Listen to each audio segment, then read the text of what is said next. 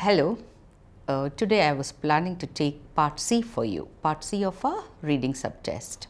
So, after doing A and B, now we have a different strategy for part C. That is, we have deep reading here, we have focus reading. Again, when our part A was gone, I told you we have to take a deep breath and settle for part B and C together for 45 minutes. So, 45 minutes and we have B part 6 questions, C part 16 questions, 22 questions. Now, let us keep our questions one side. Our time is 45 minutes. So, after reading B, we devoted 10 minutes for B part and we have now 35 minutes for our part C. With this 35 minutes, we have to read 2 long extracts. When I say long, it means about 800 words for each extract.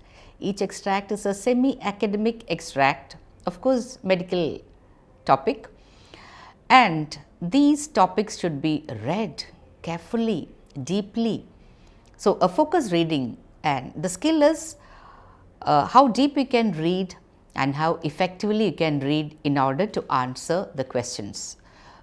8 plus 8, 16 questions over 2 extracts. Now, these questions can be in different types.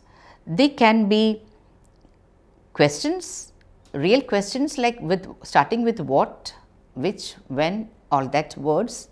Then it can be vocabulary aimed questions where words, their meanings and their reference is asked. So, for example, it can be what does the underlined word imply, what is the meaning of this underlined word, or so we have to refer to the neighboring words and sentences. This way, part C, the paragraphs are to be read carefully. Each word relates to its neighboring words and each sentence is connected. So, never think of skipping and reading like we did in part A. No, you can't. Seeing the long extract, you can't do a skimming there. You have to read carefully because, as I told you, there is interrelation between sentences and paragraphs. So, but one beauty of part C, a special feature is that it moves in a chronological way. The questions go in a chronological pattern.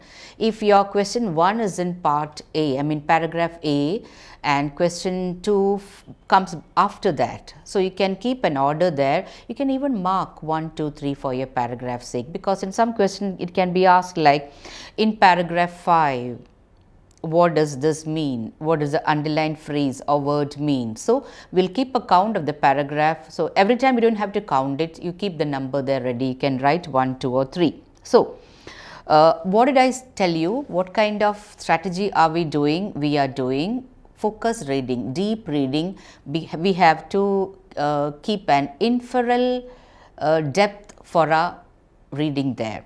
So, we are reading to sometimes to infer the meaning of words and sentences.